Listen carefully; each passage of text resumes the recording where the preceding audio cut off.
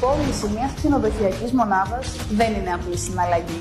Πρόκειται για μια σύνθετη και ιδιαίτερα ανταγωνιστική διαδικασία που απαιτεί εμπειρία και εξειδίκευση.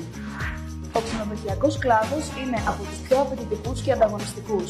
Για να κερδίσεις την προσοχή σοβαρών επενδυτών, χρειάζεσαι το σωστό συνεργάτη.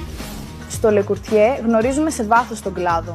Η δύναμή μας, η άμεση πρόσβαση και συνεργασία με μεγάλους Έλληνες και διεθνείς επενδυτές που εμπιστεύονται την εμπειρία μας.